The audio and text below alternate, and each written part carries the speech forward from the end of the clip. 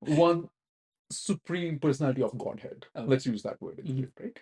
And he takes different forms to reach people at their level, or Okay.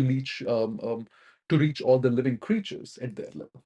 Okay, Hmm. if let's just say, if you were to pet a crocodile, let's just say it, okay, you take a different stand on it, right? But if you were to pet a dog, you take a different stand on, Right. right?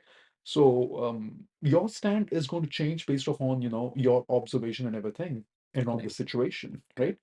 But ultimately, the you is still not shifting, Correct. right? We should think about the supreme personality of Godhead in the same lens, right? And my understanding, again, the I told you about this. What I practice is Kashmir Shaivism, right? Okay. Honestly, you cannot attribute it just to Kashmir or anything. Okay, it is called Trika. Okay, Okay.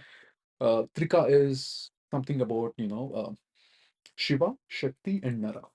Okay. Okay, so there is Shiva in this terms is like consciousness, the supreme consciousness. Shakti is the energy, right?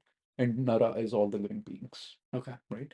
All living beings have consciousness and energy in them, Right. right? So no matter whether you try to dissect it from a philosophy perspective or from energy matter perspective, this theory holds true.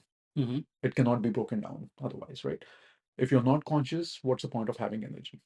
Right. And if you're conscious and not having energy, what's the point of having that consciousness?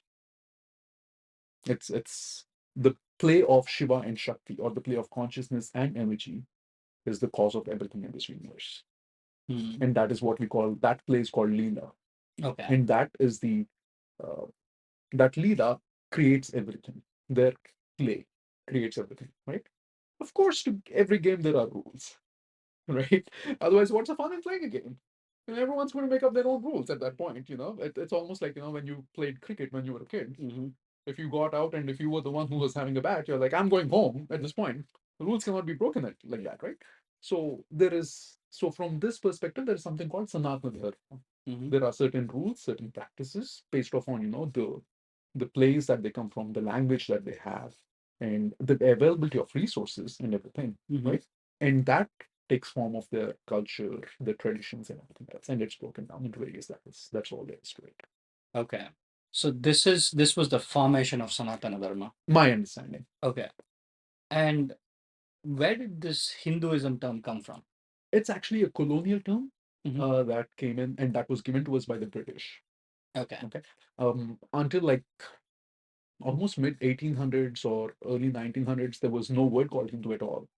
In fact, if you refer to the Vedas or the Upanishads, right, there is no word called Hindu mentioned anywhere at all, right? Mm. And that's where I keep saying, right, we are so unconscious about our own history, right? To a level of where we should all hold ourselves, our parents, our grandparents, and everyone responsible for not having given us the right knowledge.